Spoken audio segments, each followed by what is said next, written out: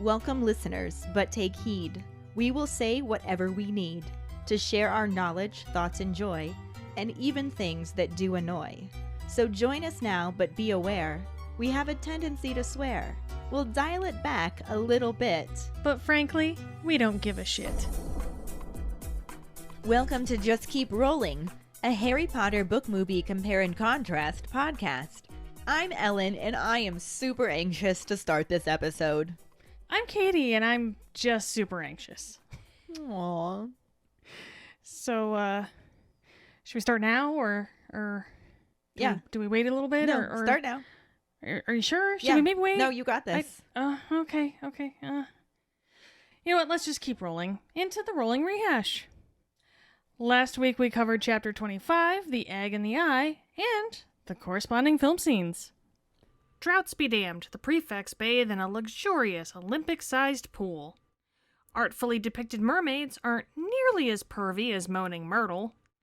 She helps Harry out, but helps herself more, to the point where someone should maybe call CPS to save him.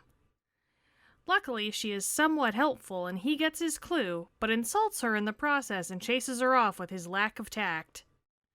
Harry's meddling leads to some Chaplin-esque slapstick comedy, while Larry, Karlee, and Mo play Who's On First, trying to figure out who broke into Curly's office.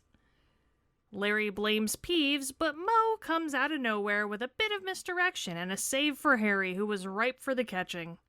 In return for the save, Harry loans him the Marauder's map, and he does absolutely nothing suspicious at all. Nothing at all.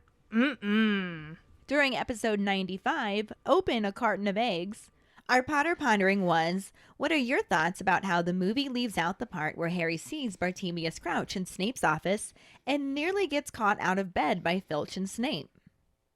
Hi, it's Max, calling from the tub this time. I think that them leaving out these sort of clues that Mad-Eye Moody isn't Mad-Eye Moody is just their way of sort of prolonging the drama of it a little bit. Like, in the book, it's nice and fun to sort of try and figure out what's going on, who's the bad guy actually, what's going on with Harry, why do people keep trying to kill him, for obvious reasons.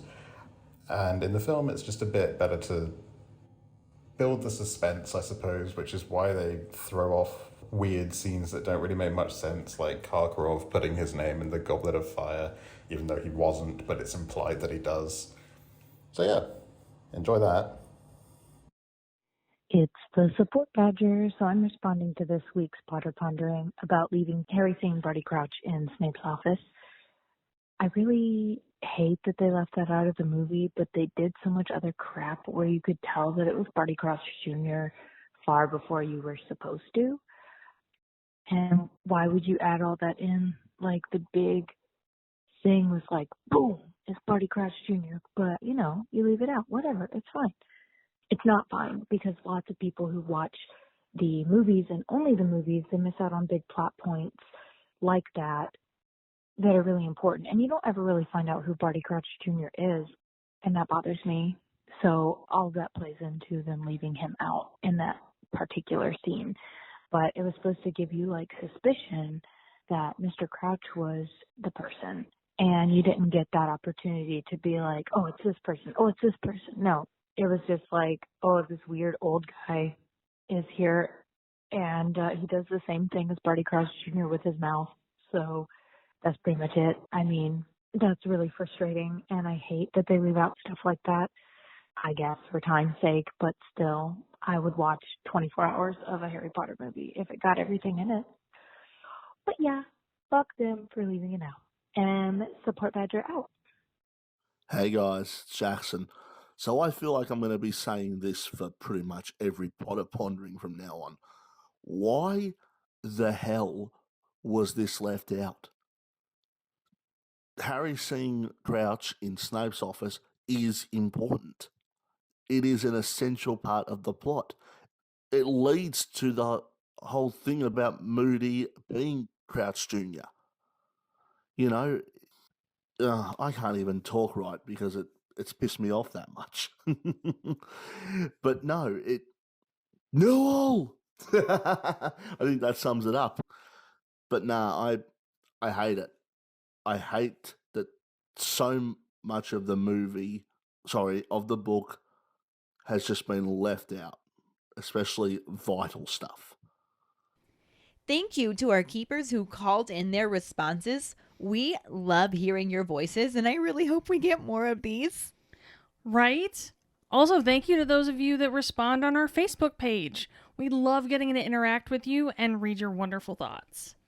Our trivia question last week was, when Harry falls asleep in the library the night before the second task, what does he dream the merpeople took from him? In his dream, the mermaid painting in the prefect's bathroom is holding his firebolt just out of his reach. Congratulations goes to Sammy Adams. Woohoo! She's made it up to a 5-week streak, more than halfway to the record. I think she can do this. Right? She's really amazing. Oh my gosh. But, I mean, we'll see. Someone could come in at any moment. It could happen. Yep. For now, let's just keep rolling into the first half of Chapter 26, the second task, and the corresponding film scenes. Chapter 26, the second task, Part 1. Hermione is indignant to realize that Harry hadn't actually worked out the egg clue, and Harry tells her to keep her voice down, insisting that he had just been fine-tuning it. He's telling her and Ron about what he witnessed the night before as they practice banishing charms in Flitwick's class. Ron is interested to know that Moody searched Snape's office and wonders if he's there to keep an eye on Snape as well as Karkaroff. Harry isn't sure if Dumbledore asked him to, but is sure that is what he's doing. Hermione reminds Ron that they thought Snape was trying to kill Harry before, and he'd actually been saving his life. She perfectly banishes her pillow, and Harry looks at her, thinking about how Snape had saved him, but definitely seems to loathe him and never misses an opportunity to take points, dole out punishments, or even suggest that he should be suspended. Hermione continues speaking to point out that Dumbledore isn't stupid. He was right to trust Hagrid and Professor Lupin. She starts to say that he's likely right about Snape too, even if Snape is a bit something, but before she can finish her thought, Ron supplies the word evil. He wants to know why else dark wizard catchers are searching his office, and Hermione counters, wondering why Mr. Crouch is pretending to be ill. Ron tells her that she just doesn't like Crouch because of Winky, and sends his cushion soaring out the window. Hermione snaps back that he just wants to think Snape is up to something, and again sends her cushion to land neatly in the box. Harry just wants to know what Snape did on his first chance to be on his second one, and then surprises himself when he's able to send his own pillow flying across the room to land right on top of Hermione's. Following Sirius's instructions of letting him know when something weird happens at Hogwarts, Harry sends him a letter to explain how Mr. Crouch broke into Snape's office and the conversation between Snape and Moody. He then turns his attention to the most urgent problem he's facing: how to survive underwater for an hour for the second task. Ron suggests using the summoning charm again to summon aqua lungs from the nearest Muggle town, but Hermione points out that even if Harry could figure out how to work them in the hour time limit, he would likely be disqualified for breaking the International Code of Wizarding Secrecy. She thinks it would be most ideal if he could transfigure himself into a submarine or something, but since they haven't started learning that yet, it could go very wrong. Harry suggests attacking someone in front of Moody, but Hermione doesn't think he'd let him choose what he wanted to be turned into, and says his best chance is some sort of charm.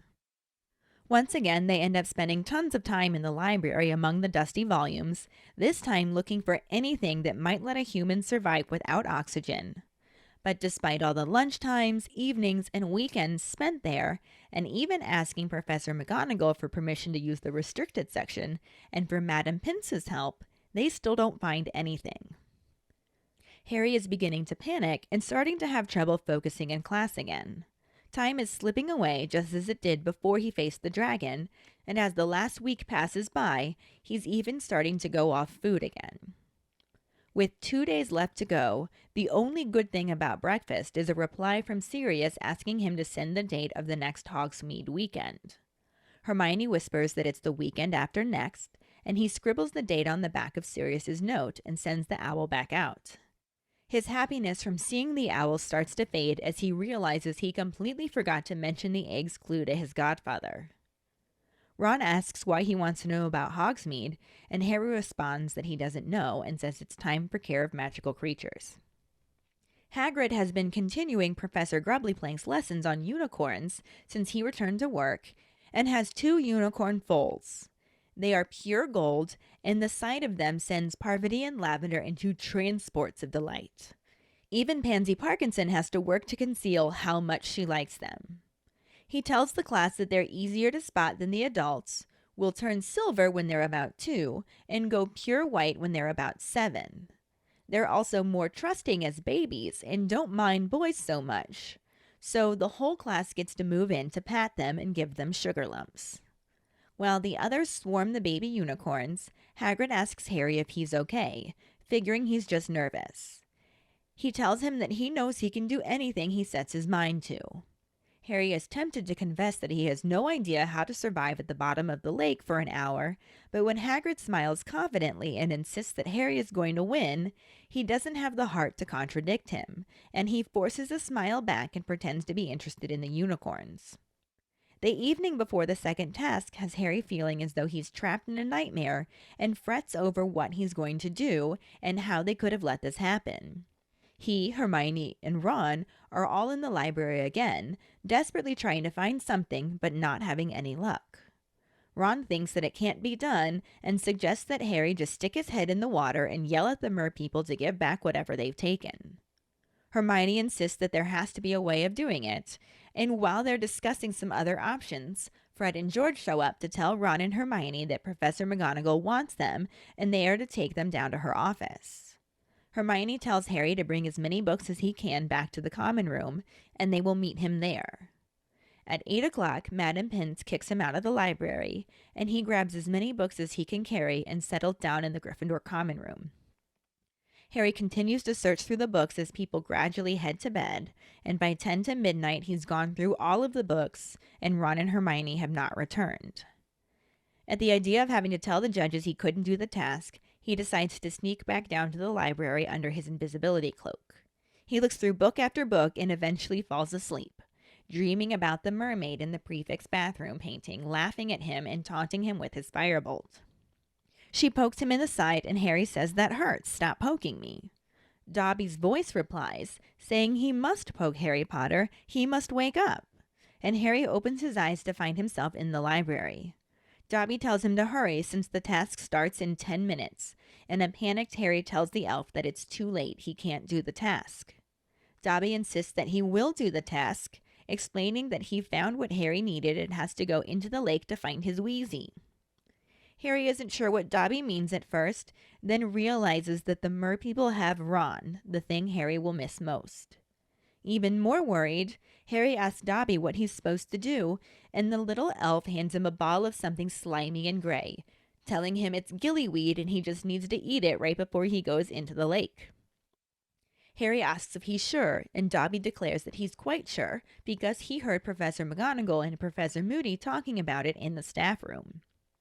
Harry's doubts disappear and he jumps up, pulls off the cloak, grabs the gillyweed, and runs out of the library.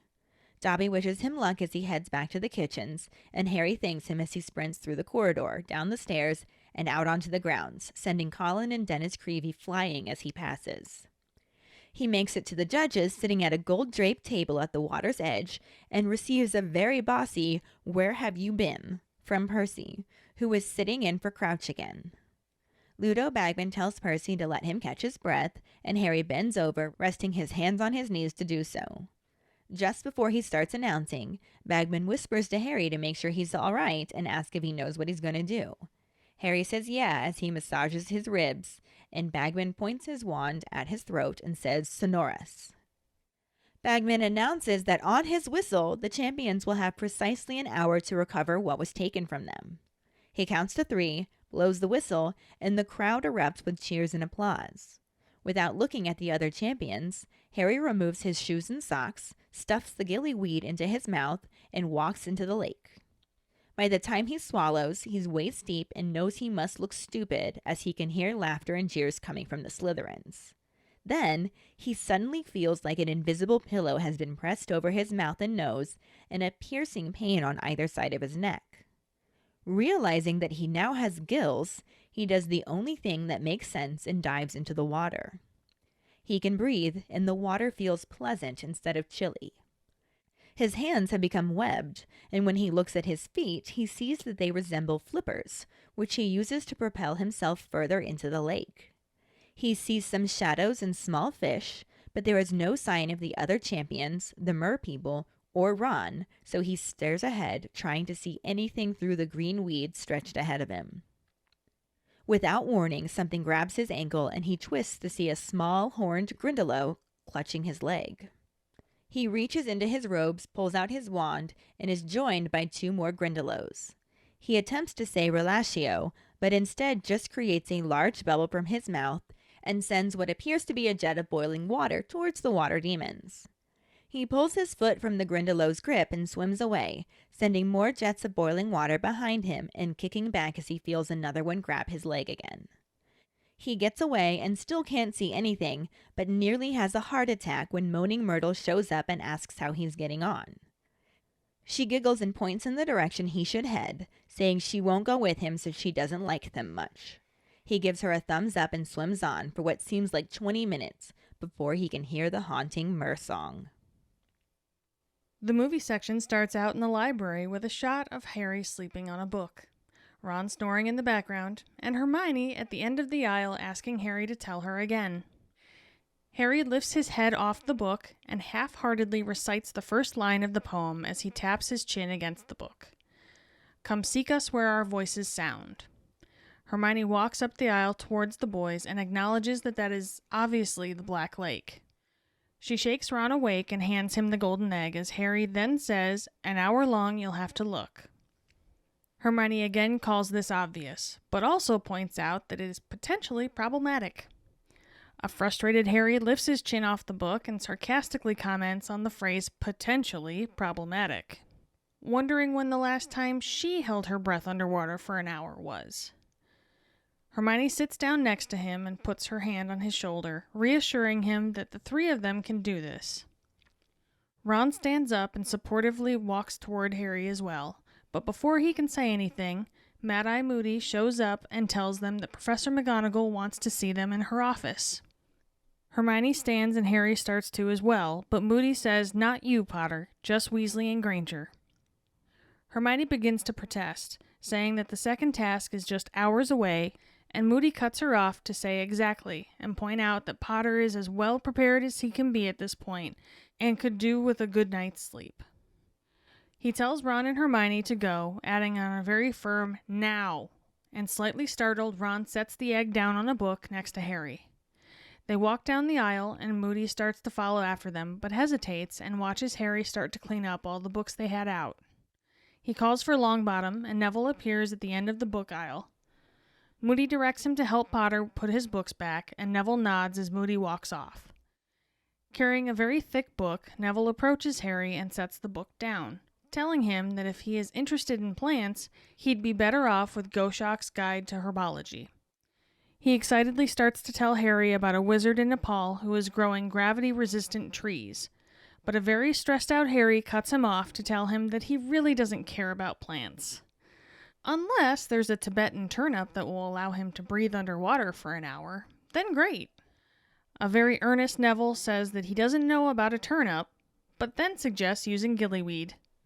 The scene cuts to Fred and George, again accepting bets for the task as all the students head down to the lake for the second task. As they say 4 go down, but will all 4 come up, one of the twins bumps into his sister, Ginny, who tells them not to be so mean. She continues walking toward the lake, and the twins return to requesting bets. The scene shifts to a close-up on 2 torsos, as Harry's voice asks Neville if he's sure about this. Neville passes Harry a handful of something green and slimy as he tells him, "Absolutely." Harry wants to be sure it will last for an hour, and Neville responds, "Most likely," which doesn't really reassure him. Neville rattles off something about the debate between the effects of fresh water versus salt water, and Harry can't believe he's telling him this now. Neville says that he just wanted to help, and Harry acknowledges that he's better than Ron and Hermione, because he has no idea where they are. Neville tells Harry that he seems a little tense, and Harry gives a very sarcastic, "Do I?" The camera cuts to a wide shot of 3 multi-tiered viewing platforms built into the lake, and some small boats on the water around them as well. The camera zooms in and rotates around them to a front view as Dumbledore's voice welcomes everyone to the second task. He explains that last night a treasure of sorts was stolen from each of the champions, and they now lie on the bottom of the Black Lake. In order to win, each champion only needs to find their treasure and return to the surface. As he continues explaining the rules, saying that they will have 1 hour to complete the task, the camera shows the 4 champions getting ready.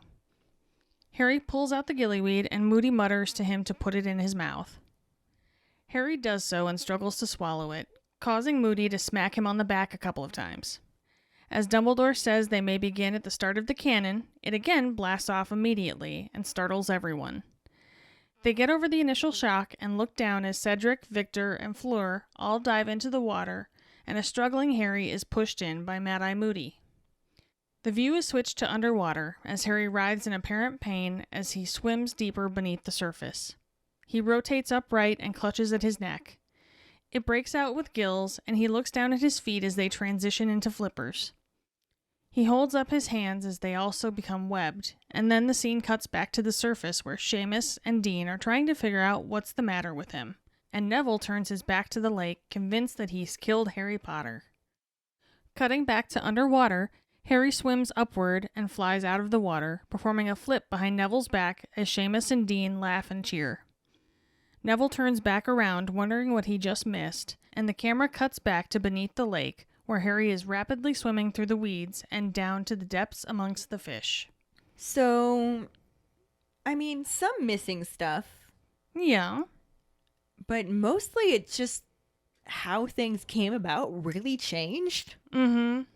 The book starts out with Hermione scolding Harry when she finds out that Harry hasn't actually worked out the egg clue like he said he did, because for some reason she believed him. Why would she do that? That's just silly. I mean, she did. We talked about it a couple weeks ago. I know. It was silly then, it's silly now. He tells her, "Keep your voice down. I was just fine-tuning it." Which is totally code for, "I was just doing it." Yep. They're practicing banishing charms in the back of Professor Flitwick's class, and he's just trying to tell them about what he had witnessed last night between Snape and Moody, not get nagged at for lying. Well, then you just shouldn't hang around Hermione now, should you? Right? Especially not if you're gonna lie. Just saying. Seriously. Ron is curious about Moody searching Snape's office and wonder if he's there to keep an eye on Snape along with Karkaroff. Harry says he doesn't know if Dumbledore asked him to, but that's definitely what he's doing. I mean, I don't know, but I know. And it's definitely that. I don't know, but I know. Mm-hmm. Ron says maybe Moody thinks that Snape was the one who put his name in the Goblet of Fire. And Hermione's like, "Dude, the last time we thought Snape was trying to kill Harry, he turned out to be saving his life and I nearly set the man on fire. So maybe this time we give him the benefit of the doubt?" I mean, that seems like it's coming from a place of logic, and we just don't do that here. Yeah. Sorry.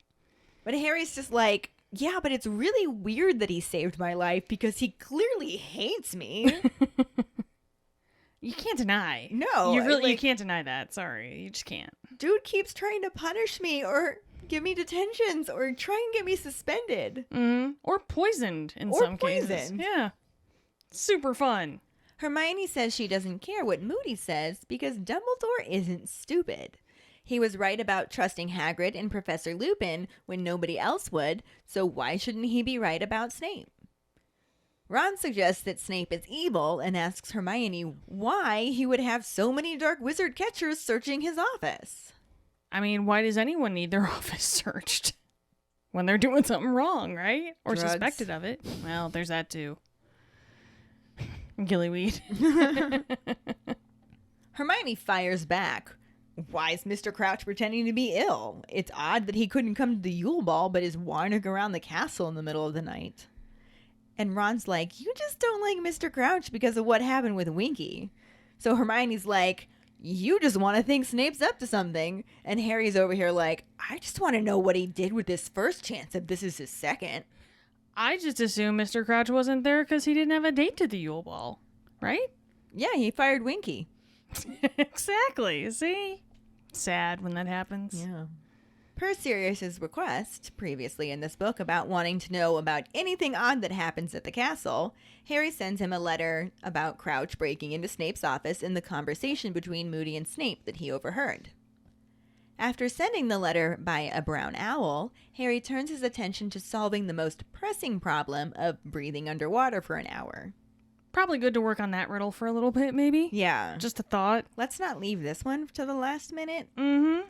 Ron likes the idea of using the summoning charm again because Harry told him about aqua lungs in the Muggle world. He's like, you could summon some from a nearby village. And Hermione's just like he's going to figure out how to work them within an hour time limit.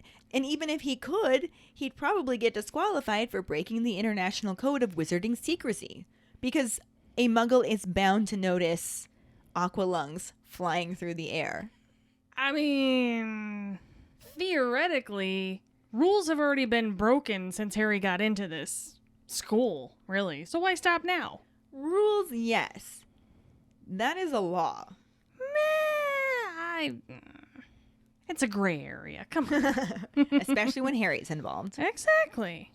Hermione's ideal solution would be for Harry to transfigure into a submarine or something. But since human transfiguration isn't taught until 6th year, something could go terribly wrong if he messed it up. Harry's just like, yeah, I don't feel like spending the rest of my life with a periscope, so... I mean, that could be cool as hell, though. You could, see behind you? Maybe. That'd be fun.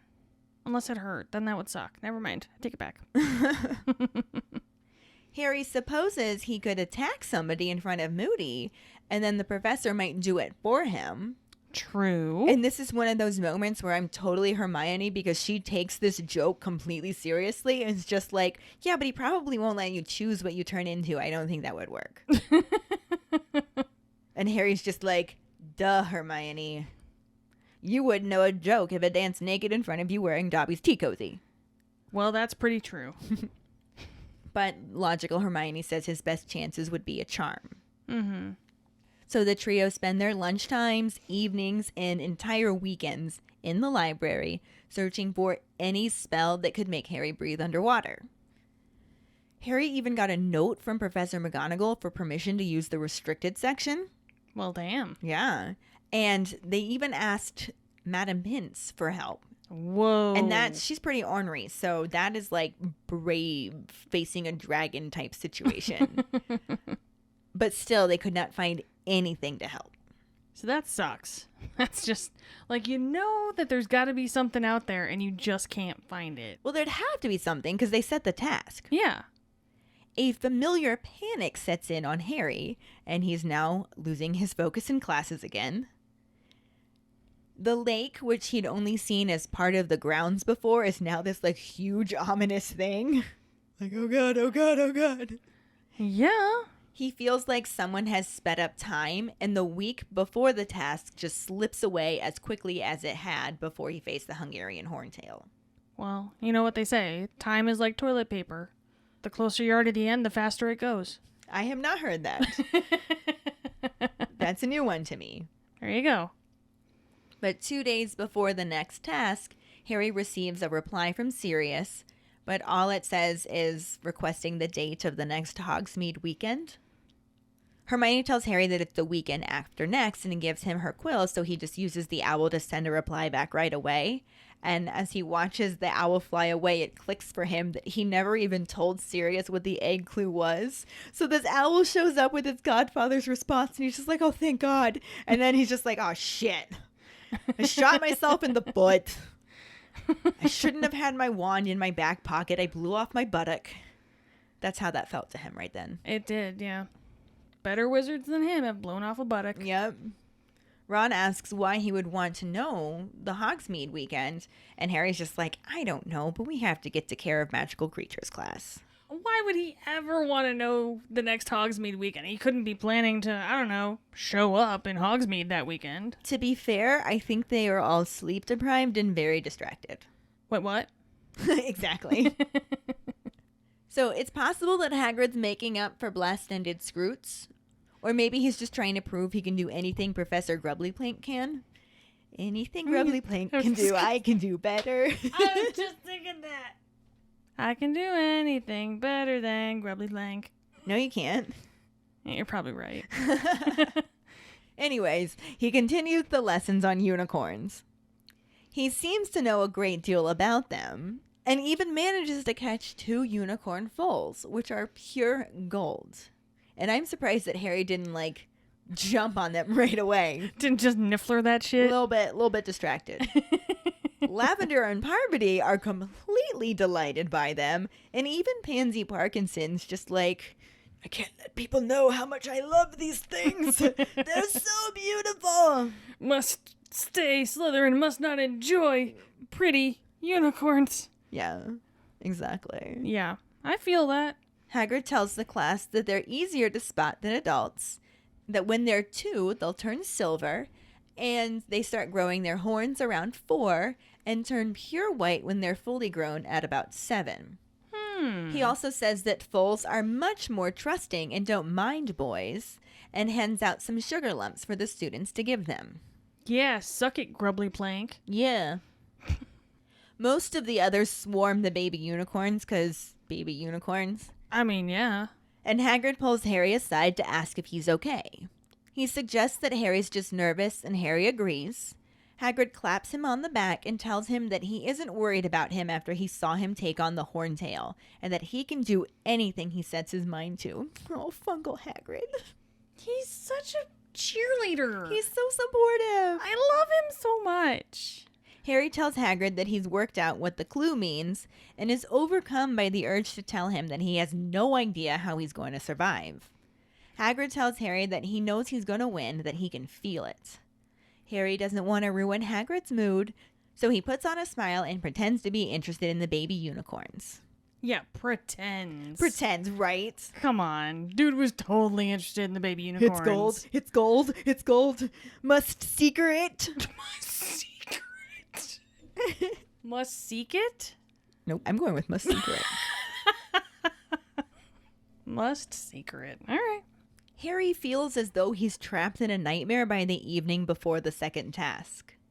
He berates himself for not working on the clue sooner. I mean, Hermione said. She did.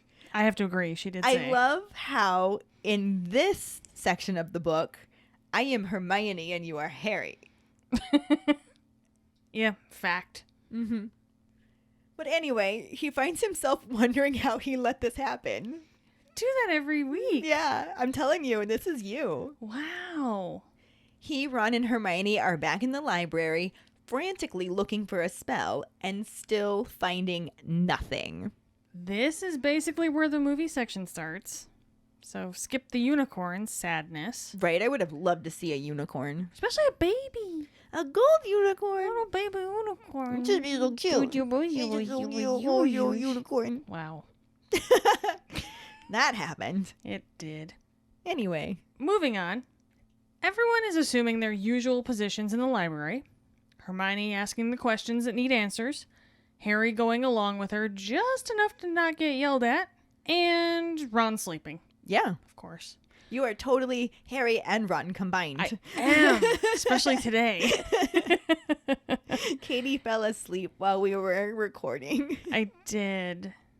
But my microphone was so comfy to rest my head upon. Apparently. Yeah, it's been a long week. Anywho. Moving on. Hermione then instructs Harry to tell her again, and he begins to repeat the mermaid song from the egg, never completely lifting his head off of the book that he was half-heartedly searching in.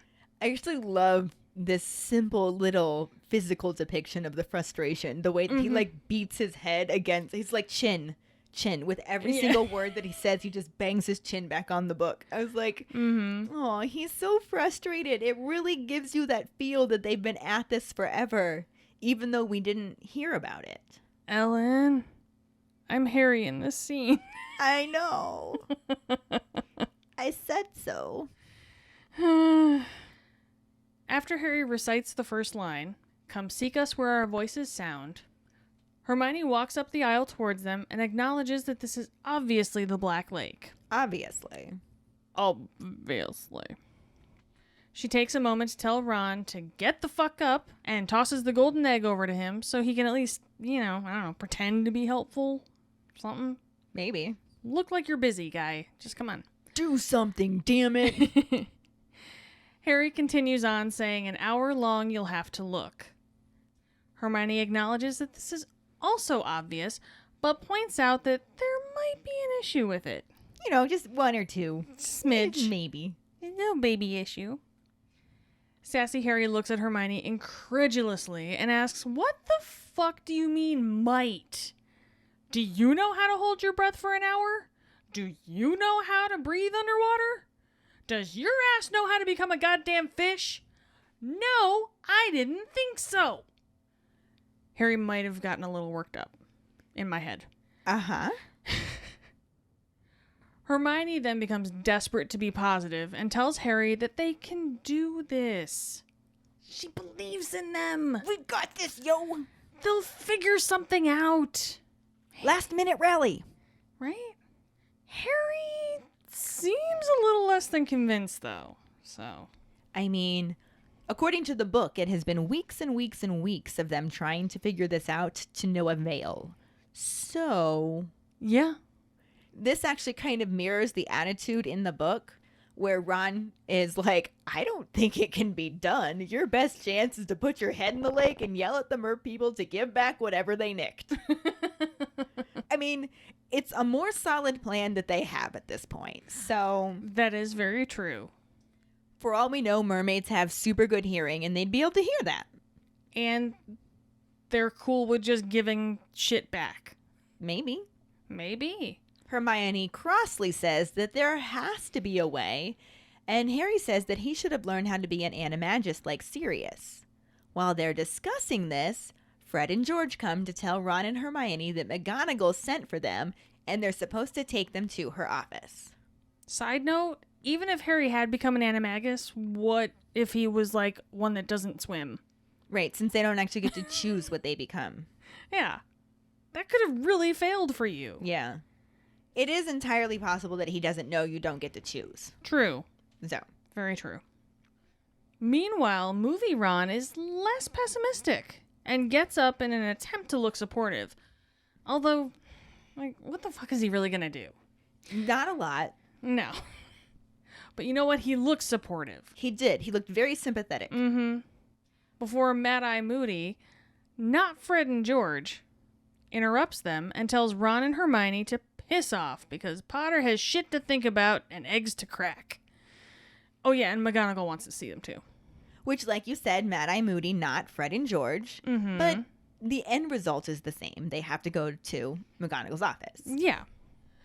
Don't shoot the messenger for not being the same one. Right. You know? Harry begins to get up as well, but Moody tells him to sit his little ass back down because McGonagall doesn't want your sassy ass. You must continue this journey on your own.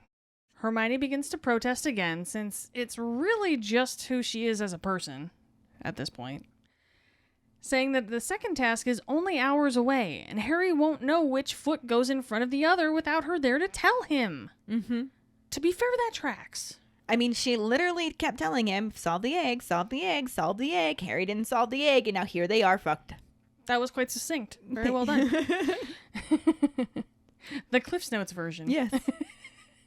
Of the whole series. Moody cuts her off to say that this is exactly the point, and it's time to kick the bird out of the nest since that boy is just about as prepared as he is ever going to be, and he should go get some shut-eye. In the book, Hermione doesn't protest, just says they'll meet him back in the common room and for him to bring as many books as he can with him. That didn't happen in the movie. Not at all. In the movie, Moody starts to follow after Ron and Hermione, but stops before he leaves to tell Neville to show off those crazy reading skills by helping Harry put his stuff away. Neville makes his way over to Harry and notices he's looking at some herbology books. So he nerds the fuck out and starts talking about other nerdy wizards who are trying to invent gravity-resistant trees. But for the life of me, I'm not sure why you would want your tree to resist gravity. But, I mean, I guess this is why I'm not a plant nerd. I'm with you. Yeah.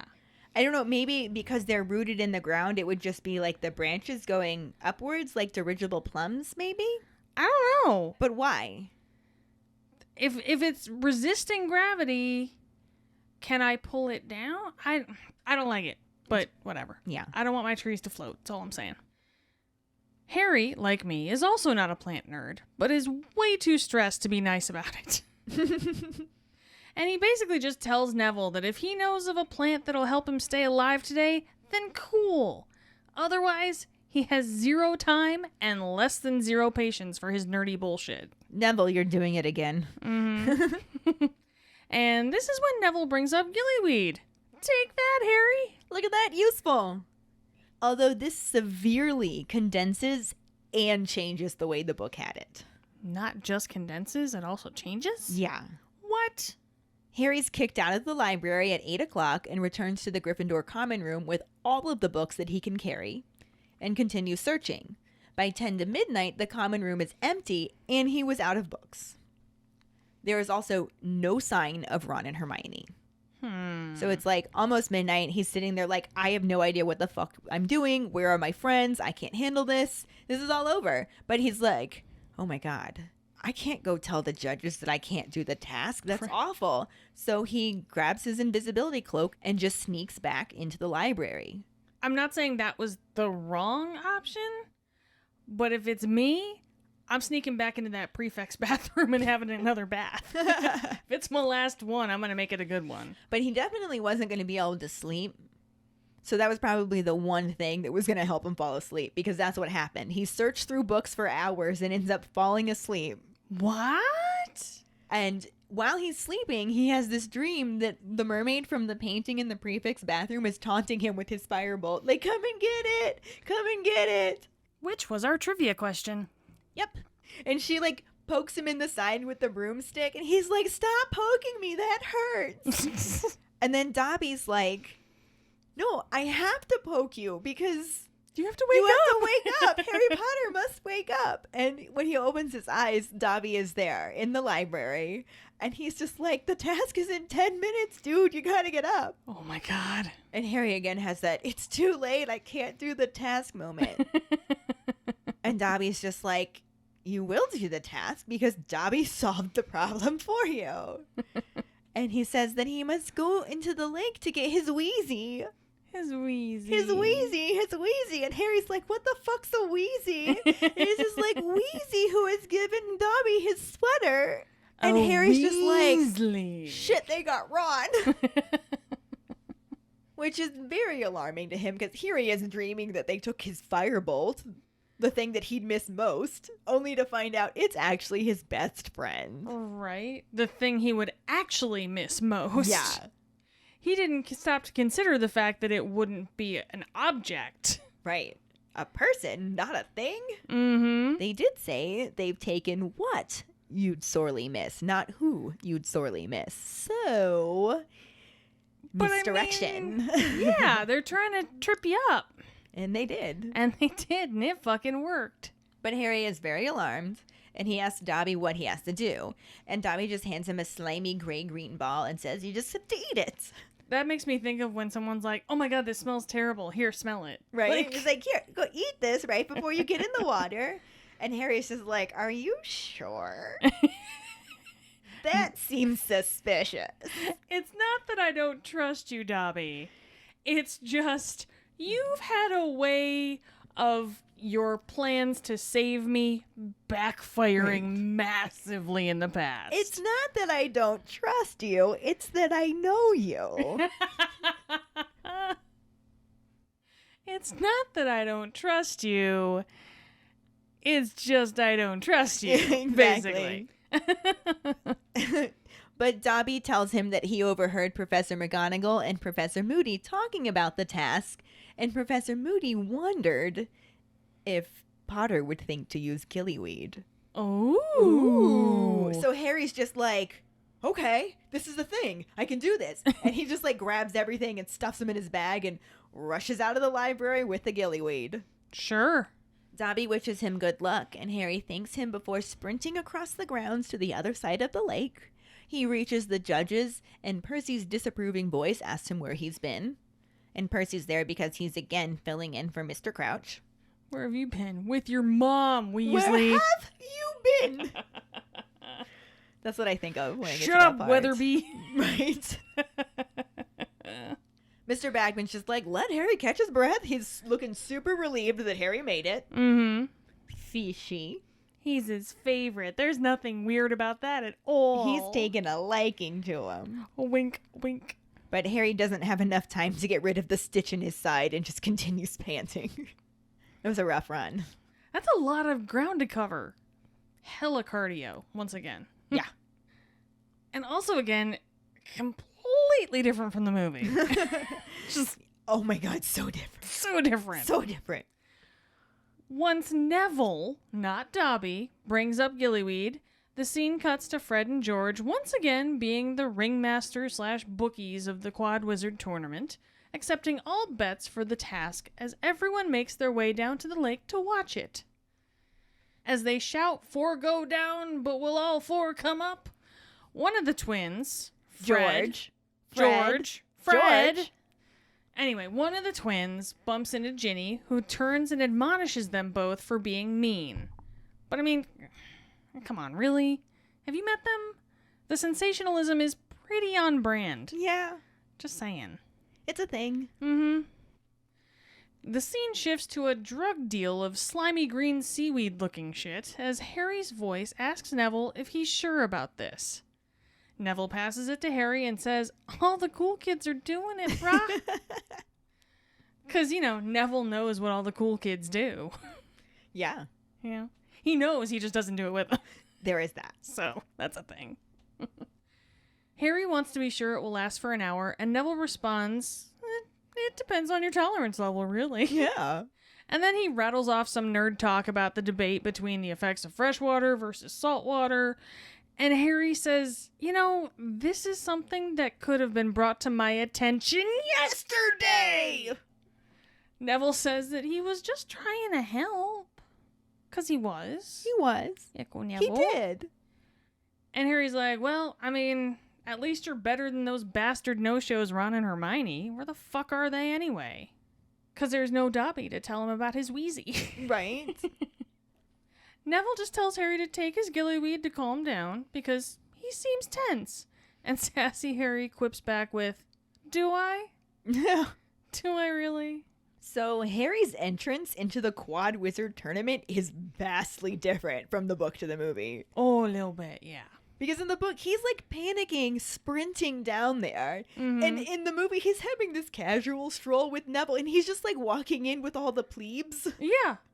Like, you'd think that the champions would have to turn up early or something. You would think. But no, it's different. Well, plus, too, in the movie, he finds out about gillyweed the night before. Whereas in the book, Dobby's just telling him about it 10 minutes before it's time to go down there. He does not have any time. It is all a panic blur. And I think that that's more exciting. Oh, yeah, I agree. Plus, we would have gotten to see Dobby. Right? Dobby. I'm super bummed. I mean, at least it's a nod to the book because in the book, Neville did know that information and that was kind of the whole setup. It just didn't work out that way because Harry's super prideful. Of course. And we will end up talking a little bit more about that in a future episode, but at least it ties into that. But I would have loved to see Dobby again. He's Dobby. Yeah. And I really wanted to hear him say, you have to go get your wheezy. Oh, little Dobby with his big old eyes. I love him. Yeah, the setup of the tournament is vastly different from the book to the movie. Like, so different. Because the latter has an overly elaborate spectator setup built into the lake that did not exist in the book at all. Not even remotely. And let's be honest, was really nonsensical. It just seemed expensive.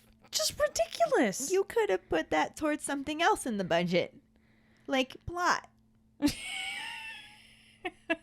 Like background checks for teachers. But the camera zooms in and rotates around them to a front view as Dumbledore's magnified voice welcomes everyone back to the Quad Wizard Tournament, where everything is made up and the points don't matter. He then tells everyone that something was stolen from each of the champions and was taken to the bottom of the Black Lake. Sounds so ominous. It does. It sounds like something that should not be on school grounds. They don't call it the Black Lake in the book. The Great Lake. Yeah. In the book, so... And that does not sound anywhere near as ominous as the Black Lake. Right? That just makes it sound like a dark, creepy place. It does, and it's right by the Forbidden Forest. Like, something tells me that city planners were not involved in the placing of this school. That's all I'm saying. Just saying, if you don't want kids to go in the forest, do not name it the Forbidden Forest. There's that. Definitely. If you don't want kids to, drown in a lake, don't call it the Black Lake. Yeah. That just sounds like something out, like the creature from the Black Lagoon. Like, this is a horror story waiting to happen. Definitely. And then they think it's a good idea to have a Quad Wizard tournament challenge under the Black Lake. Yeah. Where they put all the spectators in the middle of the Black Lake. With boats, with little-ass boats. We're getting ahead of ourselves. Let's get back to what they have to do to win. Well, are you ready for this?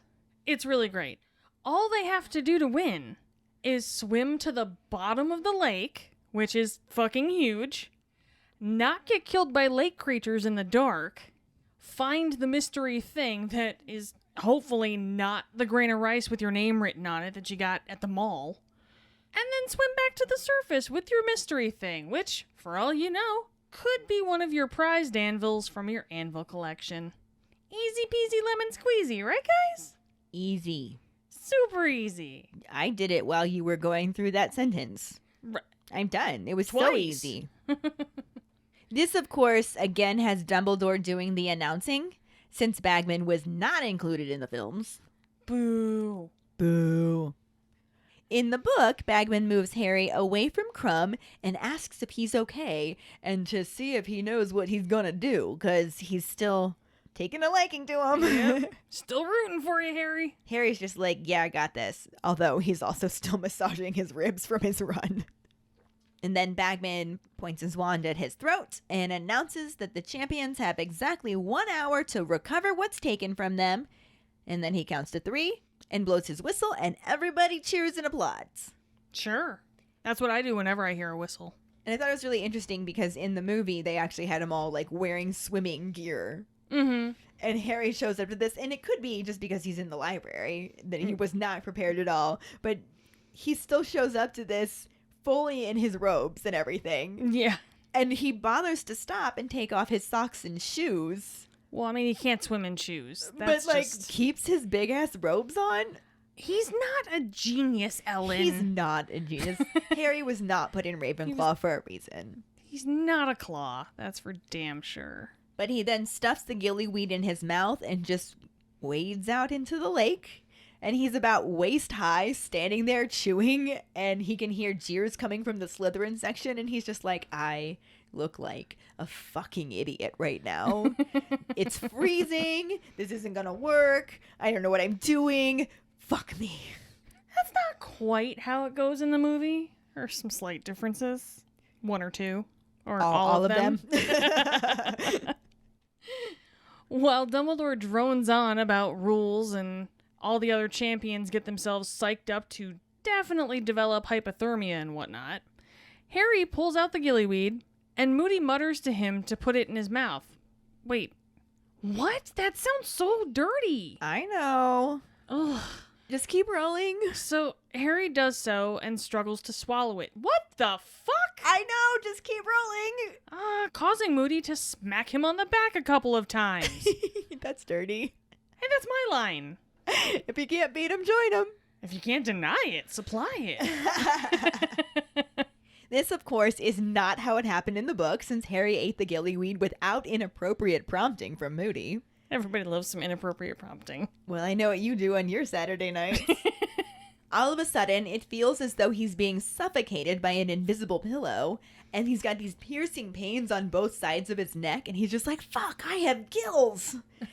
And he does the only logical thing, which is fling himself into the water. He also isn't standing in the freezing water, since they had the super fancy, completely unnecessary platforms mid-lake instead of everyone just watching from the bank. Mm-hmm.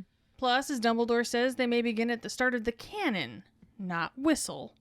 It again blasts off immediately and startles everyone. Don't worry, Filch, I hear it happens to all guys. His cannonballs sure do have a problem with premature evacuation, don't they? Premature evacuation. They get over the initial shock and look down as Cedric, Victor, and Fleur all dive in the water, followed by a struggling Harry who needed a bit of a shove from Mad-Eye Moody. It was an inappropriate prompting. Forced prompting. Forced prompting. Oh, dear. In the book, his first breath underwater feels like a breath of life. And he notices the water now feels very cool and light. His hands are webbed and his feet are like flippers, and he can see very clearly and no longer needs to blink. Okay, that'd be kind of cool. Right? Yeah. The movie also has a similar setup, because we then see underwater, but we watch as Harry wriggles in a panic as he swims downwards, then twists upright and grabs his neck and feels the gills forming. Yeah, and in the book, they actually formed while he was still above water, so he was calmer when he actually dove in. Yeah. He calms down pretty quickly, though. He looks down at his newly flippered feet and examines his webbed fingers before the scene then returns to the surface, where Seamus and Dean are trying to figure out what's the matter with him, giving our one-line wonder a second line. I don't know. I can't see him. He better get used to that view, though, because they are going to spend a whole fucking hour staring at the surface of that lake. Yeah, that had to be a really boring task to watch. I'm actually kind of bummed that we can't call Dean our one-line wonder anymore. He's our two-line tutor. No. You know. That was a nice try, but no. I got nothing else. Very obviously. Anyway, Hogwarts push-a-man Neville turns his back to the lake, scared that he's killed Harry Potter. 'Cause, you know, Voldemort couldn't do it, but maybe drugs can. Maybe. Who knew? Cutting back to underwater, Harry swims upward, and like they used to say on sugarcool.net, he shot out of the water like a cannon. But not at all like cannon. Because that's not how it happened in the book. Not at all. He does a flip that Neville completely misses as Seamus and Dean laugh and cheer, though Karkaroff gives it a -2. Yeah, well. That darn Bulgarian judge is always so tough. Neville spins around, aware he just missed something, and the camera cuts back to beneath the lake, where Harry is hauling fins to find his filched fortune. Very nice. Thank you. And this is where we cut the movie scene to end for this week. In the book, it keeps going just a bit more. Alrighty. We had control over this halfway cut, so it lines up fairly well. Mm-hmm. But he dives into the depths, passing black weeds, glimmering stones, and some fish, but no other creatures or champions. He's trying to see shapes in the gloom when a Grindylow grabs him by the ankle. He fumbles for his wand and 2 more Grindylow grab his robes, trying to pull him down. He tries to shout Relatio, but there's a bubble instead of sound from his mouth, and boiling water instead of sparks from his wand. We see more of the Grindylow later, but not just yet. So we'll talk about that then. Harry manages to pull free from the Grindylows and swims away. After a moment, he slows and puts his wand back, looking and listening again. Moaning Myrtle appears to ask how Harry is getting on and nearly gives him a heart attack. I'm kind of glad they didn't put this in the movie. I've had enough of Myrtle. Only because of the way they did movie Myrtle. Well, yeah. Had they not made her so molesty, then maybe moaning Myrtle in this scene would have been tolerable. Maybe. Because in this scene, she just giggles at the bubble that comes out of his mouth when he tries to yell at her. And she points him in the direction he needs to go. And she says she won't come with him, though, because she doesn't like them. Like, it's not creepy. If they would have done that for the movie, sure. Yeah. But the way she was already characterized, I feel like they would have done something creepy with her. Yeah. And I'm not here for that. Yeah. Harry thanks her with a thumbs up and swims off. What feels like 20 minutes later, he hears a snatch of the haunting Mer song. And this is where we cut the book chapter. Boom! Look at that. And since we don't have any new actors to talk about in this section of the movie, we're going to go right on to our Potter Pondering. Which is, did you prefer Dobby or Neville helping Harry acquire gillyweed, and why? Find the post on our Facebook page and share your thoughts, or call us at 216-526-6792 and leave your response as a voicemail. Make sure you start off telling us your name and then go into your answer, and there's a good chance that your response could end up in our next episode. We really look forward to reading and hearing them. This will bring us to our Sorting Hat story, which is from Loris O'Phil. She writes, I'm a Slytherin. My wand is ebony wood with a dragon heartstring core, 12 3/4 inches, and rigid flexibility. My Patronus is a hyena. The very first time I came across the Harry Potter books was by accident. I was in the hospital having open heart surgery, and I was having a hard time recovering and had already been there for over a month. I had become withdrawn and silent. One day a volunteer who had a book cart came to my room, and I sat in my chair looking out the window, refusing to even speak with them. He could tell how sad I was, and said that he was going to leave me a book on my bed that would hopefully send me on a great adventure. After he left, I got up and picked up a very loved paperback copy of Harry Potter and the Sorcerer's Stone. I've been on every great Harry Potter adventure since then. That volunteer gave me my Hogwarts letter that day, and I will always be eternally grateful to him. That's really cute. Oh my god, I'm not crying. You're crying. I'm crying. That was really, really sweet. That is an amazing story. Thank you so much for sharing that with us, Loris. Definitely, thank you.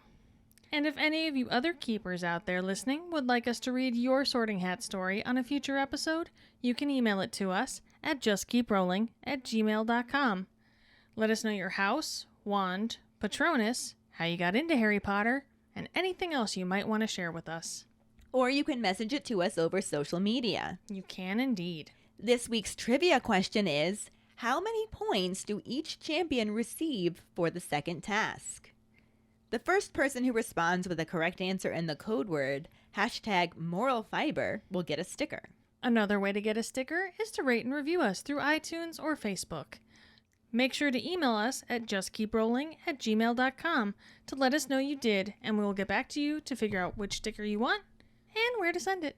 Don't forget to find us and follow us on Facebook at JKR Podcast and Twitter and Instagram at Just Keep Rolling. Following us on Podbean at justkeeprolling.podbean.com will get you the episode as early as possible and give you a leg up in answering the trivia question. Make sure to check out our website at justkeeprolling.com, and don't forget to subscribe to our YouTube channel.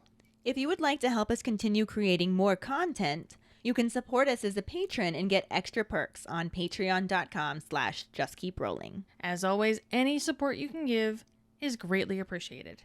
But speaking of patrons, we do want to welcome our newest patron and our first Order of Merlin third-class patron. Yay! Callie Waters. Woohoo! I love Cali. I love her so much, but I'm biased because she's actually my nephew's girlfriend, so yay. Well, she's not my nephew's girlfriend, No. and I love her too. She is adorable. You can't not love her. She got a taste of the patron life when she hung out with us and some of our other patrons for a trivia thing that we did. It was actually like a trivia girls weekend patron event thing. Sorry, boy patrons, we love you too. It just, my husband was out of town and I needed the girls. Right. And I mean, they weren't there. That's just how it goes. But we will do one with boys as well sometime. But yeah, she didn't go running and screaming into the night, so I don't think we scared her. Yay! No, she seemed to have such a good time that she decided to join us as a patron. And I think other people should do that too. It's an excellent Right? idea. I'm all for it. Welcome, Callie. We're really glad to have you as part of the patron family. Yep. And join us next week when we talk about the second half of Chapter 26, the second task, and the corresponding film scenes. Thanks for listening. We hope you hear us again. I'm Kayde. I'm Ellen. Until the next time, Just keep rolling.